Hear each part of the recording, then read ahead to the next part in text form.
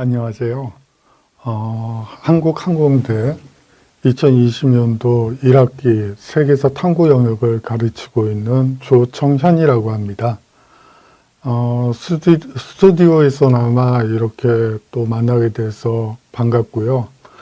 한 학기 동안 한번 열심히 세계사란 무엇인지 공부해 보도록 하겠습니다. 제일 첫 번째 주제로 거대한 자연 앞에선 인간이라는 주제를 가지고 이야기해 보도록 하겠습니다. 거대한 자연이었죠. 인간은 그 앞에서 상당히 왜소하고 보잘것없는 존재였습니다. 그러한 인간이 어떻게 문명을 이루고 현대의 자연기술을 통해서 거대한 자연을 극복해 나가는지 그 과정을 살펴보는 시간이 되었으면 하는 바람이 있습니다. 자, 이것은 저희가 이제 한 학기 동안 쓸 교재입니다. 이 부분은 사실상 제목에 해당된다고 보시면 될 것 같아요. 주제라고 볼 수가 있겠죠. 거대한 자연 앞에 선 인간이라는 주제입니다.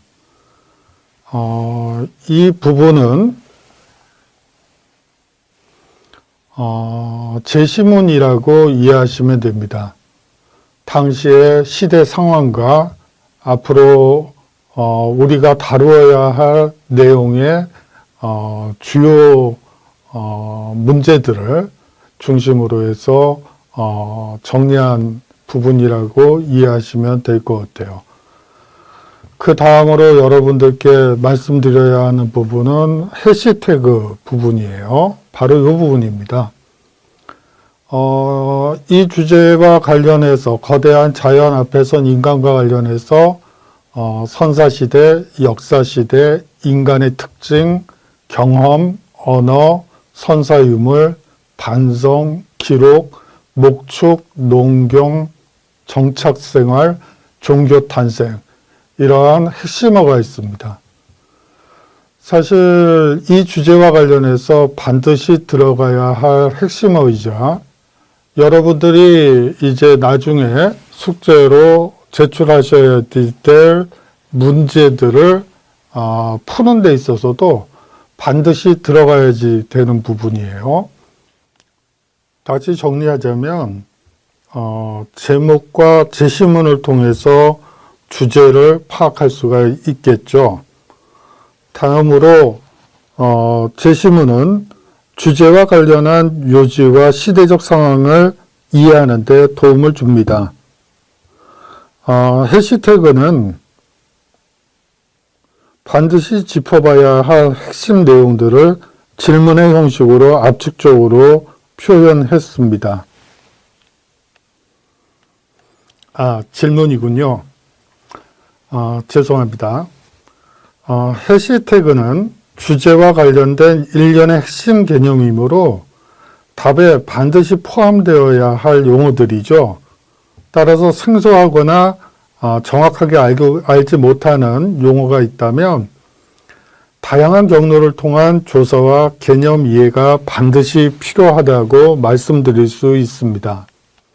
오늘 공부할 부분은 거대한 자연 앞에 선 인간이죠. 한번 제시문을 함께 읽어보도록 하겠습니다. 선사시대에는 생계 유지를 위해 처절한 삶을 살아야 했습니다. 그렇죠. 자연 앞에 선 인간은 너무나 왜소하기 때문에 생계 유지를 위해 모든 에너지를 집중적으로 사용할 수밖에 없었습니다. 그래야만 먹고 살 수가 있었으니까요. 또한 자연을 적극적으로 활용하기보다는 단지 자연으로부터 취하기만 했죠. 그럼에도 선사시대를 구석기 시대와 신석기 시대로 구분합니다. 구석기 시대에는 모든 것을 자연으로부터 얻어 생계를 유지했던 반면 신석기 시대에는 자연을 활용하여 농경과 목축을 시작했죠. 그러한 변화가 먼 훗날 고대 문명의 씨앗이 되었던 것입니다. 일부에서는 신석기 혁명이라고 부르기도 하죠. 다음으로 해시태그 부분으로 넘어가도록 하겠습니다.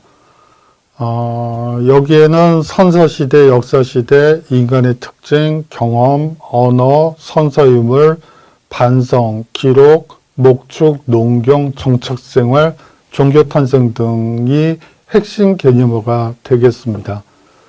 다시 말하면 거대한 자연 앞에선 인간이 어떻게 문명을 이루어 나가는지 그 과정을 보여주는 핵심어라고 여러분들이 이해하시면 될 것 같습니다. 자, 함께 해시태그를 정리해 볼까요? 먼저 선사시대를 살펴보도록 하겠습니다. 선사시대라는 것은 기록으로 남아있지 않은 역사를 얘기합니다. 역사서가 없기 때문에 유물과 유적으로만 이들의 삶을 유추해낼 수 있는 것이죠. 인간이 처음 출현한 시기부터 글자가 만들어져 역사를 기록하기 시작한 바로 전 시기까지가 소위 말하는 선사시대라고 우리가 말하는 시기입니다. 수백만 년에 달하는 인류의 역사에서 사실상 95% 이상을 차지하는 긴 시간이기도 하죠. 따라서 우리는 이 시대를 이해하기 위해 유적과 유물을 통해 당시 사람들의 애환을 짐작할 따름입니다. 그렇다면 선사시대의 반대말은 무엇일까요? 바로 역사시대라는 말입니다. 역사시대는 문자로 기록되어 문헌상으로 그 내용을 알 수 있는 역사를 가리키는 말입니다. 앞서 얘기한 바대로 문헌상으로는 정확히 알 수 없고 고고학적인 방법, 가령 출토된 유물 등을 통해 유추할 수 있는 시대를 앞서 얘기한 대로 선사시대라고 하지요. 문자 문화의 발전 정도가 지역에 따라 각기 다르기 때문에 통일된 연대나 절대연대로 나타낼 수 있는 용어는 아닙니다. 또한 잉카 문명에서 볼 수 있듯이 문자 문화가 없었다고 할지라도 천문학이나 건축술 등 다른 분야가 고도로 발달한 예도 찾아볼 수 있기 때문에 이것을 우열 개념, 선호 개념으로 평가하는 것은 어찌 보면 부당한 일이라고 볼 수가 있습니다. 다시 말하면 선사시대와 역사시대를 액면가 그대로 받아들일 필요는 없습니다. 우열을 가리는 것도 참으로 허무한 일이죠. 우리는 인간 앞에 직면한 재반 문제들을 어떻게 해결하고 그것을 반복하지 않기 위해 어떤 노력들을 기울이는지를 열린 마음으로 이해하는 모습이 우리한테 필요한 마음가짐이라고 생각이 됩니다. 역사를 보는 눈이기도 하죠. 인간의 특징이라는 해시태그가 있습니다. 인간의 가장 큰 특징 중에 하나는 조직사회를 이루고 언어와 도구를 사용하면서 생활을 하는 것이 인간이 다른 동물과 다른 특징입니다. 이 같은 생활 방법은 사람이 태어날 때부터 가지고 태어나는 것은 아니고 각자가 태어난 후에 사회에서 습득하며 자손에게 전해지는 것이죠. 여기서 도구는 자연을 극복하는 수단, 거대한 자연 앞에선 왜소한 인간이 자연을 극복할 수 있었던 유일한 무기였습니다. 언어는 선배들이 익힌 기술과 자연을 극복하는 방법을 후손들에게 일깨워주는 수단이었죠. 언어를 통해 이럴 땐 이렇게, 저럴 땐 저렇게 하는 식으로 삶의 지혜를 알려준 것이라고 이해하면 되실 것 같습니다. 다음 해시태그는 경험입니다. 여기서 말하는 경험은 역사적 경험을 이야기하는 것이죠. 인간은 실수를 하지만 실수를 반복하는 경우는 극히 드물죠. 인간은 두 번 다시 실수를 반복하지 않기 위해 역사적 경험을 활용하기 때문입니다. 바로 역사로부터 배우는 존재가 인간이라는 말씀입니다. 다음 해시태그는 언어죠. 언어는 생각이나 느낌을 나타내거나 전달하기 위하여 사용하는 음성, 문자, 몸짓 등의 수단 또는 사회 간섭적 체계라고 이해하시면 될 것 같습니다. 설령 언어를 통해 모든 것을 표현할 수 있다 하더라도 언어로 습득한 것은 금세 잊힌다는 문제가 있습니다. 언어의 한계를 극복하기 위해 인류는 문자라는 새로운 도구를 만들어낸 것이죠. 선사 유물을 뭘 이미지를 가지고 올까 고민을 하다가 주먹도끼와 안각화 두 가지를 가지고 왔습니다. 이 주먹도끼는 소위 말하는 뗀석기라고 하죠. 돌을 떼어낸 도끼라고 보시면 될 것 같고요. 이것을 통해서 동물을 잡는 도구라고 보시면 될 것 같습니다. 이 울주 대곡리 방구대 안각화 같은 경우에 사슴과 노루, 멧돼지가 있고 여기에 사람의 모습이죠. 언뜻 보면은 이게 사람의 모습일까 싶긴 하지만 활을 가지고 있는 것으로 봐서는 사람을 상징화해서 그린 것으로 볼 수가 있을 것 같아서 이 그림을 안각화를 한번 여러분들께 보여드리고 싶어서 가지고 왔습니다. 다음 해시태그는 반성입니다. 인간만이 가지는 특징 중에 하나죠. 개인만이 아니라 사회나 집단에 대해서도 반성할 수 있는 것은 오직 인간만이 가지는 유일한 특징입니다. 인간은 사회나 집단의 실수나 잘못을 다시 반복하지 않으려고 역사로부터 배우고 있으며 이를 역사적 반성이라고 합니다. 다음 해시태그는 기록이죠. 인간의 언어는 빨리 잊히는 특징을 가지고 있습니다. 또 잘못 이해를 할 수도 있고요. 그렇기 때문에 이를 보완하기 위해 문자가 나타난 것으로 보시면 될 것 같습니다. 한 사회나 집단이 두고두고 기억해야만 하는 것을 기록해 둔 것이 문자라고 이해하시면 될 것 같습니다. 물론 초기 문자 기록은 대부분 책임 소재를 묻기 위한 증거 자료로서의 특징을 갖고 있음도 부연해 드립니다. 초기 문자 기록에는 이 뚝은 혹은 이 산성은 어느 부족이 만들었다. 저쪽 뚝은 어느 부족이, 저쪽 산성은 어느 부족이 만들었다 등이 쓰여 있기 때문입니다.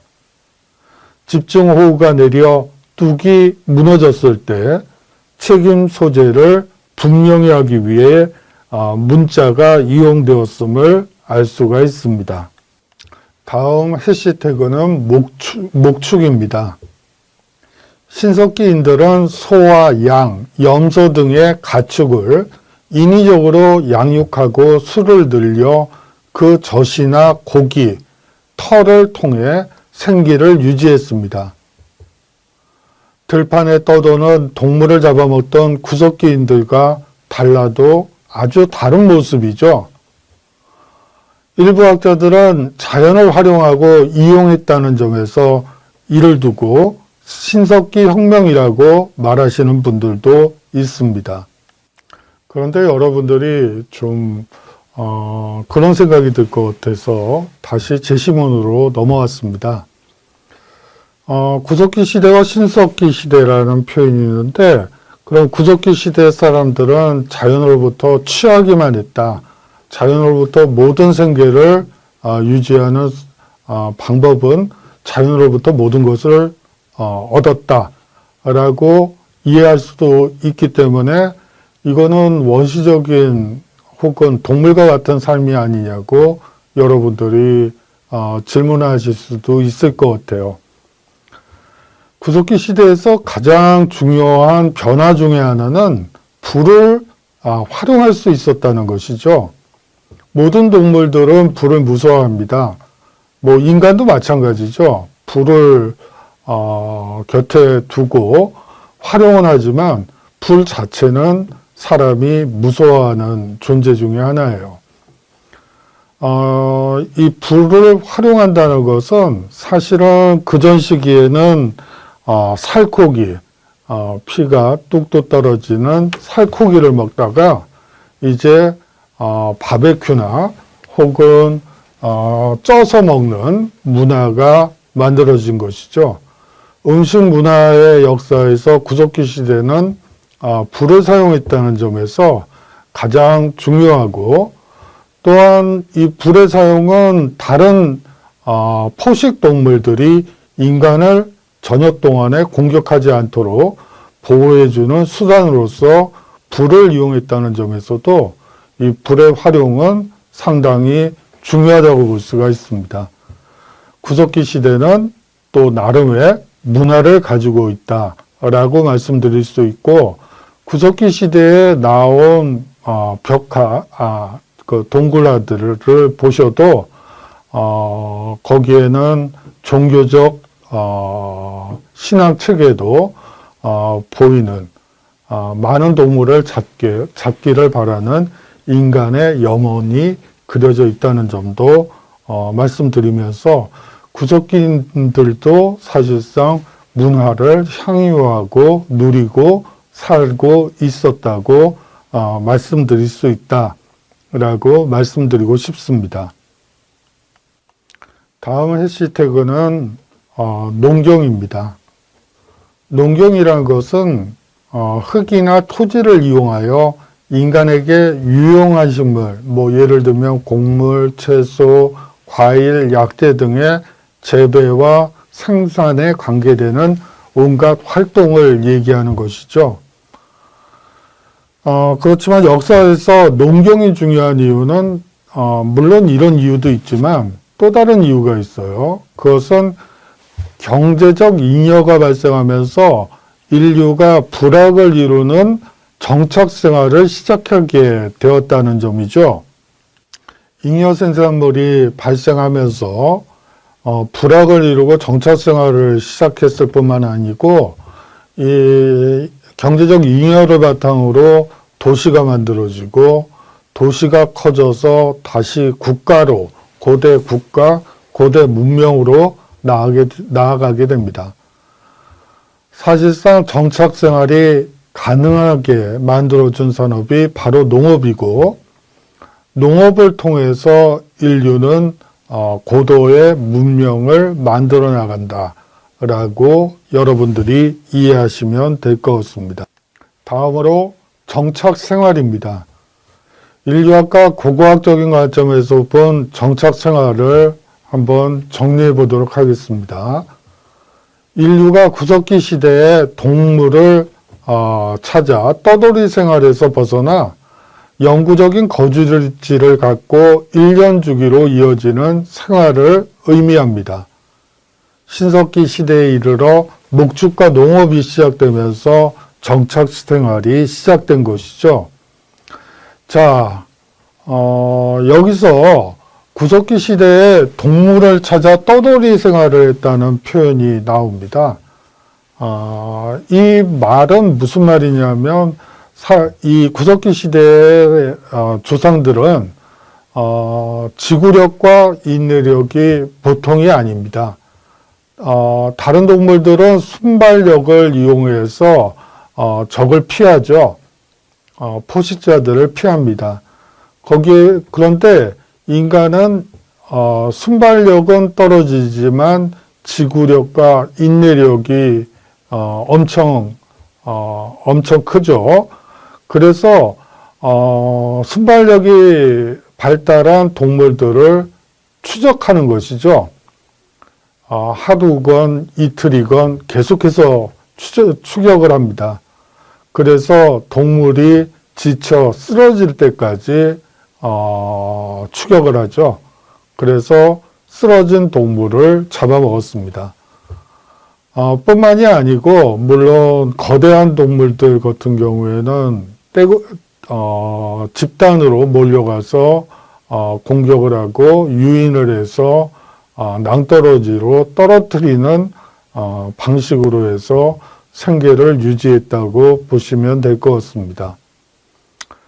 여기서 알 수 있는 것은 인간은 인내력과 지구력이 다른 동물에 비해서 고도로 발달해 있고 그러한 지구력과 인내력이 현대의 문명을 만드는데 상당히 중요한 요소로 작용한 것으로 볼 수도 있다라는 점도 부연해서 말씀드리겠습니다. 제시문을 읽다 보니까 여러분들이 이 당시의 삶의 모습을 잘 유추해내기가, 짐작해내기가 어려울 것 같아서 부연 설명을 드려야 할 것 같아서 초기 화면으로 돌려봤습니다. 사실 구석기 시대와 신석기 시대, 청동기 시대, 철기 시대 이러한 구분은 사람들이 어떤 도구를 활용해서 자연을 극복하는지를 보여주는 도구를 기준으로 한 구분이라고 볼 수가 있어요. 선사시대와 역사시대는 문자를 기준으로 한 구분이라고 볼 수가 있습니다. 여러분들이 이렇게 생각하실 수도 있을 것 같아요. 다른 기준을 통해서 다른 역사를 쓸 수 있지 않을까요? 예, 맞습니다.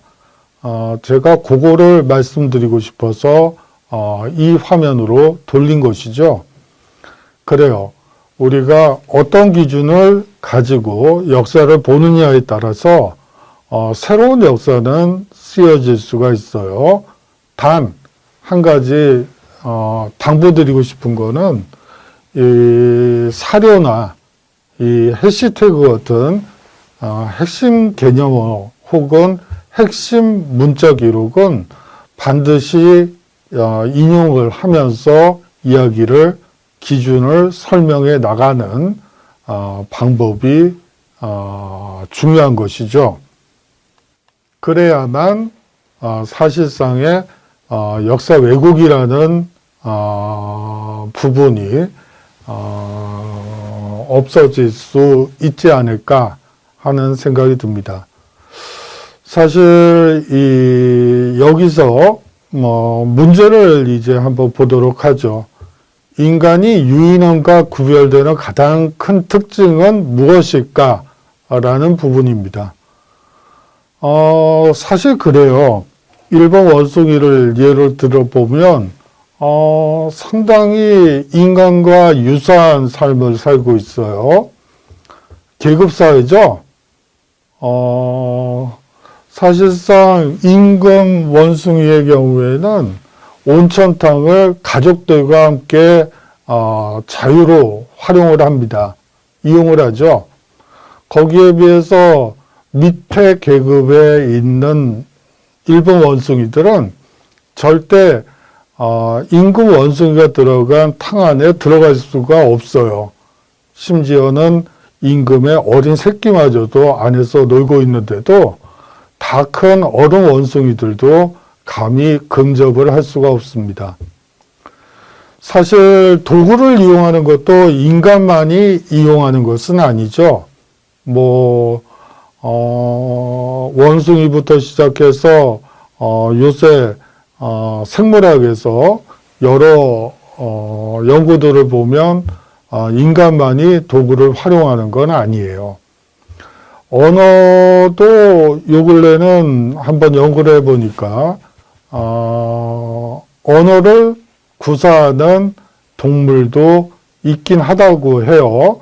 그런데 그거는 어디까지나 애완 동물들에 한정된 것이고, 그 애완동물이 언어를 이해하고 구사하는 것은 사실상 어떤 자기가 먹고 싶은 무엇을 얻기 위한 하나의 수단으로서 발전한 것으로 그렇게 지금 연구 결과들이 나오고 있어요. 그렇기 때문에 언어를 자재로 구사할 수 있는 것도 역시 인간뿐이라고 볼 수가 있습니다. 그렇다면 거대한 자연은 완전히 극복된 것일까요? 아니죠. 지금 우한 코로나 바이러스에서 보이는 바처럼 바이러스라는 아주 작은 그 생명체라고 해야 될까요? 그거는 정확치가 않아서 좀 죄송하긴 하지만 여하튼 생명체가 인간을 공격하고 있죠. 자, 하지만 우리는 역사를 통해서 알 수 있는 것은 우한 코로나 바이러스는 당연히 극복될 수밖에 없다는 것이죠. 우리가 조금만 시간을 가지고 연구를 하면 얼마든지 극복할 수 있는 질병이라는 점 분명히 말씀드리고 싶습니다. 이야기가 옆으로 샜는데요. 인간이 유인원과 구별되는 가장 큰 특징은 이 해시태그에 나온 것처럼 이 인간의 특징, 경험, 언어, 기록, 반성, 정착생활, 종교탄생, 이러한 핵심 어들을 활용해서 여러분들이 한번 저한테 메일로 보내주시면 고맙겠어요. 그리고 구석기 시대와 신석기 시대를 구별하는 가장 큰 기준은 무엇인지도 아울러서 제출해 주시면 출석에 반영토록 하겠습니다. 제 이메일 주소는 NEW 새로운 그리고 숫자 0입니다. 숫자 0이고요. 그 뒤에 히스토리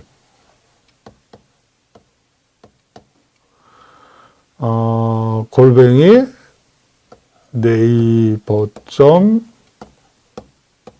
naver.com이에요. 이쪽으로 메일로 이 두 주제에 대한 질문에 대한 대답을 하신 분들이 에게 출석을 확인해 드리고 좋은 글을 어떤 글이 나올지 되게 궁금해요. 사실 어떤 기준을 가지냐에 따라 전혀 다른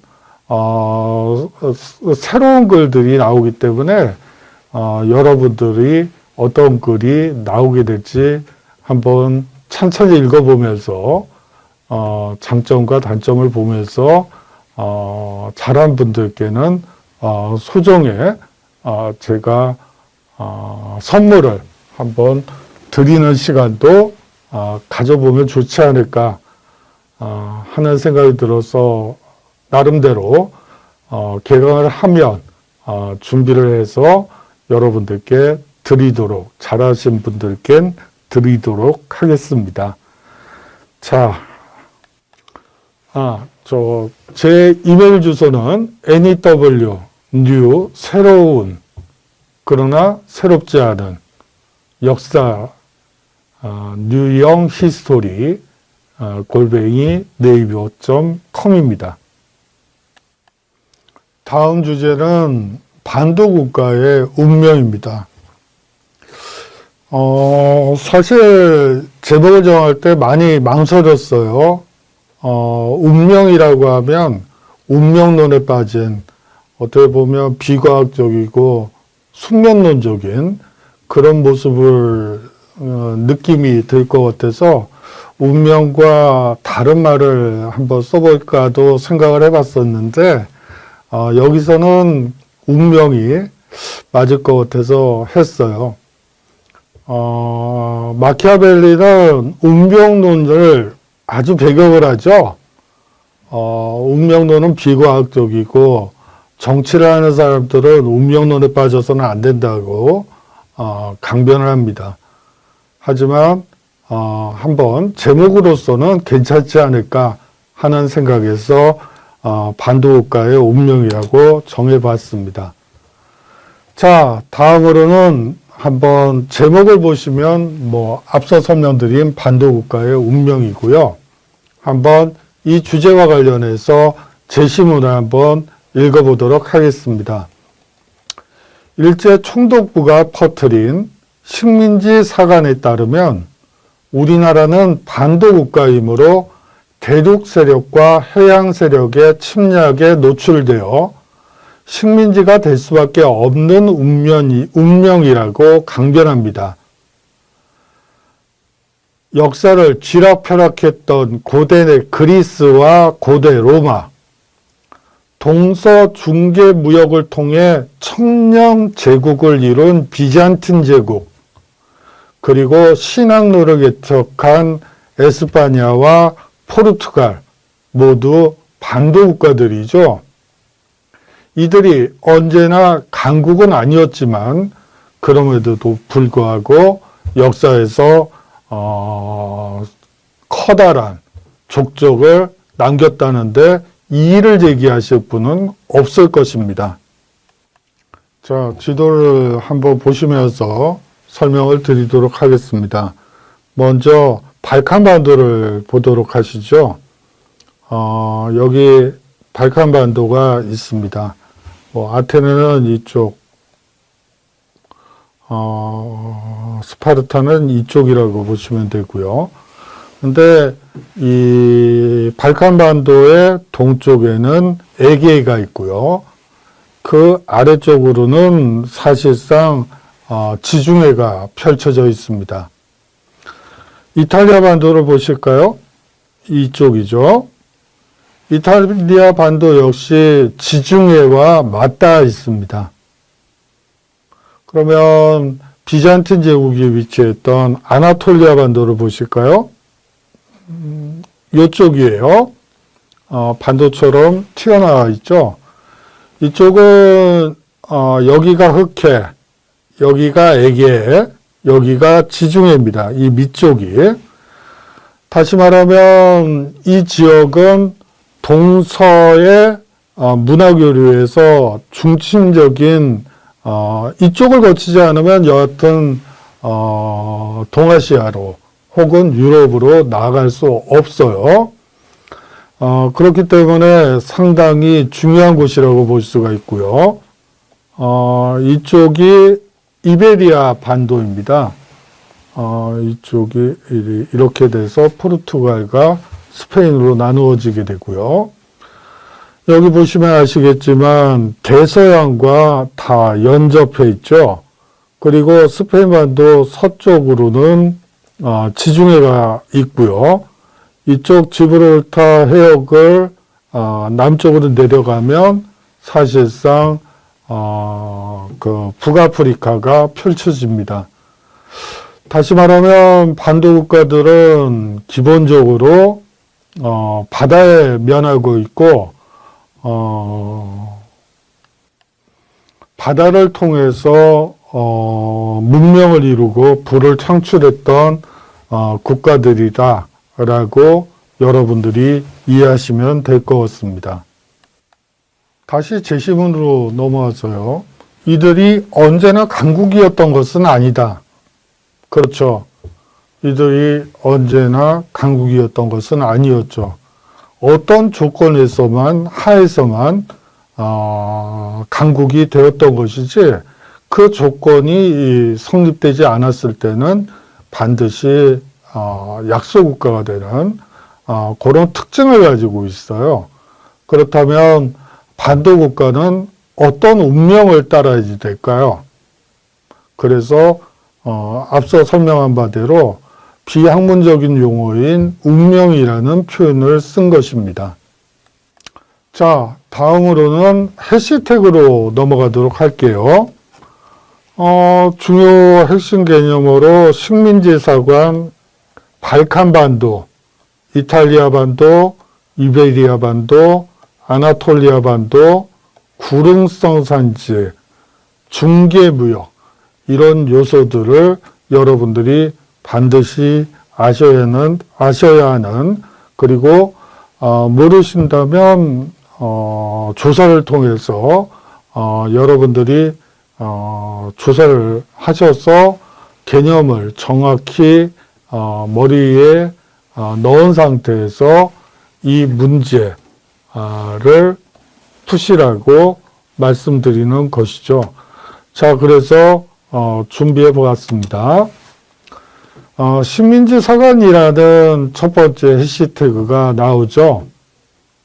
일제가 한국 침략과 식민 지배의 학문적 기반을 확고히 하기 위하여 조작해낸 역사관을 통칭해서 식민사관이라고 부릅니다. 여기다가 이제 독립의지를 꺾으려는 것도 반드시 들어가야 되죠. 그중 타율성론은 한국이 역사를 스스로의 힘이나 역량으로 전개시키지 못하고 중국이나 몽골, 만주, 일본 등 주변 외세의 간섭과 힘에 좌우되어 왔다는 논리죠. 한국사는 그 형성에서부터 한국사는 그 형성에서부터 중국 등의 식민 지배에서 출발하였다고 일본학자들은 봤습니다. 이는 한민족의 적극적이고 자율적인 성향을 부정하고 타율적인 부분만을 강조하는 주장이죠. 이러한 논리는 반도적 성격론과 사대주의론에 관한 주장으로 더욱 강조되었습니다. 이러한 식민지 사관을 극복하기 위한 한 방법 중에 하나는 사실상 반도국가는 사실상 해양 세력과 대륙 세력의 영향에서 자유롭지 않다라는 주장을 반박해야지 되는데, 그 근거는 사실상 여러 반도국들이 가지는 공통적인 특징을 통해서 그 사실이 그렇지 않다는 점을 부각시키면 될 것 같아서 이 주제를 가지고 왔던 것입니다. 그리스 발칸반도를 한번 살펴보도록 하죠. 발칸반도는 유럽 대륙의 남쪽, 지중해 동쪽에 위치한 삼각형 모양의 반도를 가리킵니다. 앞서 지도에서 설명을 드렸다시피 이것이 발칸반도죠. 이 발칸반도의 동쪽에 에게해가 있고요. 이쪽이 지중해 지역이라고 볼 수가 있어요. 아래쪽으로 쭉 연결되어 있는 지중해라고 보시면 될 것 같습니다. 발칸반도가 세계사에 등장하게 되는 것은 직접 민주주의로 유명한 아테네와 전체주의로 유명한 스파르타 때문이죠. 아쉽지만 아테네와 스파르타는 다음 강의에서 다루기로 하겠습니다. 보통 고대 그리스는 서구 문명의 기틀을 다지고 서남아시아와 북아프리카 전역의 문화에 큰 영향을 준 풍부한 문화유산을 남긴 것으로 평가받습니다. 뿐만 아니라 그리스 문화는 로마 제국에도 큰 영향을 끼쳤으며 로마인들은 지중해 지역과 유럽에 그리스 문화를 나름대로 해석 발전시켜 퍼뜨렸죠. 이 부분과 관련해서 한 가지 에피소드가 있는데요. 로마인들은 그리스어를 하는 것을 사실상 조선 유학자들이 한자를 배우는 것과 같다고 생각을 했어요.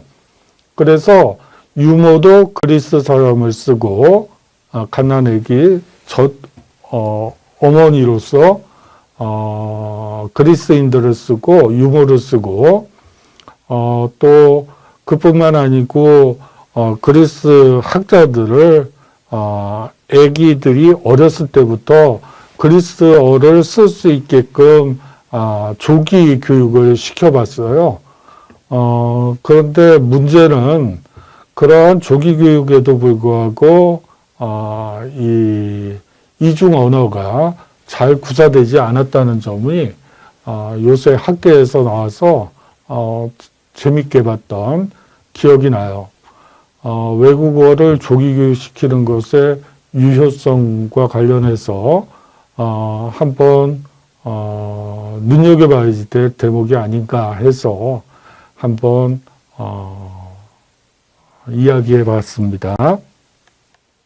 고대 그리스 문명은 언어, 정치, 교육제도, 철학, 과학, 예술에 크나큰 업적을 남겼고 후대에 큰 영향을 끼쳤는데 특히 이슬람 황금 시대와 서유럽 르네상스를 촉발시킨 원동력이 됩니다. 이슬람 황금 시대에는 사실상 그리스의 모든 책들이 이슬람어와 또 그리스어로 번역 출간되었다는 게 상당히 중요해요. 그리고 이 르네상스는 이슬람에서 번역했던 고대 그리스의 문헌들을 수입하면서 촉발되었다는 점도 중요하죠. 또한 18세기와 19세기 유럽과 아메리카에서 일어난 다양한 신고전주의 부활운동에서도 영감을 주는 원천이 된다는 점도 여러분들께 말씀드리고 싶습니다. 이슬람 황금시대와 서유럽 르네상스와의 관련과 관련해서는 제가 중간고사 끝나고 한번 강의할 기회가 있지 않을까 싶네요. 그때 상세히 말씀드리도록 하겠습니다. 다음은 이탈리아 반도죠. 이 이탈리아 반도는 지중해에 쑥 튀어나온 반도라고 보시면 될 것 같아요. 유럽 대륙 중앙부의 남쪽에서 지중해로 길게 튀어나온 반도죠. 과거 로마 제국이 탄생한 장소로 그리스와 함께 유럽 문명의 뿌리를 이룹니다. 이후 비잔티움 제국, 신성 로마 제국, 베네치아 공화국, 제노바 공화국, 피렌체 공화국 등 중세와 르네상스 시대의 중심 국가들이 존재했던 곳이죠. 어떻게 이렇게 다양한 국가들이 역사에서 출현할 수 있게 되었을까요? 그 이유를 한번 이번 시간에 찾아보도록 하겠습니다. 다음으로는 아나톨리아 반도예요. 자, 이쪽이 아나톨리아 반도라고 여러분들이 생각하시면 될 것 같아요. 이쪽은 오리엔트라고 얘기하는 부분이고, 이쪽이 오리엔트고, 이쪽이 서유럽이 되겠죠. 자, 이 아나톨리아 반도는 흑해, 에게해, 지중해가 맞닿아있는 곳이고, 동서 문화 교류가 활발히 이루어지던 곳이었습니다. 사실상 아나톨리아 반도는 아시아와 유럽을 연결하는 입지 조건을 갖추고 있어 수많은 문화적 교류와 충돌의 장이 된 곳이기도 하죠. 지리상으로 아나톨리아 반도의 삼면은 흑해, 에게해, 지중해와 접하고 있고 그 지역의 대부분은 넓은 고원지대라고 보시면 돼요. 다음으로는 이베리아 반도가 되겠는데요. 바로 여기입니다. 지중해와, 지중해, 이쪽은 지중해, 이쪽은 대서양, 이쪽은 북아프리카라고 보시면 돼요. 자, 이렇게, 이러한 반도 국가였던 이베리아 반도를 한번 보도록 하죠. 이베리아 반도의 동쪽과 남쪽은 지중해, 서쪽과 북쪽은 대서양과 접해 있습니다. 북동쪽으로는 피레네 산맥으로 유럽의 다른 부분과 연결되어 있고, 지브롤터 해협 너머로 아프리카가 펼쳐져 있죠. 이렇게 네 개의 반도 국가들을 한번 봤어요. 이러한 반도 국가의 공통된 점은 사실상 구름성 산지가 넓게 분포한다는 공통점이 있고, 동쪽으로 산맥이 형성되어 있다는 공통된 특징을 가지고 있습니다. 다시 말하면 농경이나 목축 혹은 어로만으로는 생계 유지 자체가 불가능했다고 볼 수가 있고, 생산력 자체가 많이 떨어진다고 볼 수가 있습니다. 그렇기 때문에 이 반도 국가들은 대륙과 해양 세력을 연결하는 중개 무역을 통해 부를 창출할 수밖에 없습니다. 결론적으로 반도 국가는 폐쇄적인 운명보다는 개방적 성격을 가져야만 발전할 수 있는 특징을 가지고 있고, 개방성을 가졌을 때만이 강대국이 될 수 있지, 폐쇄성을 가지게 되면 항상 약소국이나 이민족의 침입으로부터 자유롭지 못한 그런 상황에 빠진다는 공통된 특징을 가지고 있습니다. 자, 해시태그를 다 정리해 봤는데요. 자, 이제 이것을 기반으로 해서 이제 문제를 여러분들이 제출해 주시면 감사하겠어요. 문제는 두 가지 문제가 준비되어 있습니다. 첫 번째 문제는 반도 국가의 사례에 비추어 볼 때 일제 식민사관의 문제점은 무엇인지 여러분들 나름대로 정리해 주시면 돼요. 그런데 반드시 여기에 있는 해시태그를 이용하지 않고 자신의 생각 그리고 자신의 해시태그를 가지고 여러분들이 설명할 수 있으면 더 좋고요. 다음으로 두 번째 문제는 반도 국가가 강성해지기 위해 펼쳐야 할 대외 정책의 성격은 무엇인지 여러분들이 한번 생각해보는 시간을 가졌으면 해서 한번 여러분들께 내려고 합니다. 앞 강의에서 연습된 강의에서 말씀드렸다시피 잠시만요. NEW 숫자 0 그 다음에 죄송합니다. 히스토리 그러니까 새롭지 않은 역사가 되겠죠. 골뱅이 네이버.com으로 여러분들이 나름대로 정리하셔서 써서 이 메일로 보내주셨으면 합니다. 앞에서도 말씀드렸다시피 여러분들 중에 나름대로 새로운 기준을 설정해서 새롭게 또 나름대로 설득력 있게 쓰신 분들에게는 제가 개인적으로 개강한 후에 만나서 한 두세 분께 선물을 드리는 시간을 갖도록 하겠습니다. 물론 대부분이 잘 쓰시겠지만 그래도 좀 경쟁심을 불러일으키기 위해서 딱 3개만 선물로 준비하도록 할게요. 우한 코로나19 때문에 여러분들께 직접 만나서 인사드리지 못하고 스튜디오에서 이렇게 인사를 드리게 돼서 죄송하다는 말씀을 드리면서 빨리 종식될 수 있다고 생각을 해요.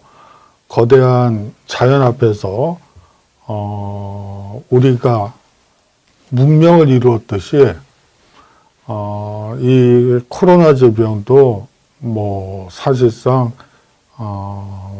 곧 극복될 수 있지 않을까.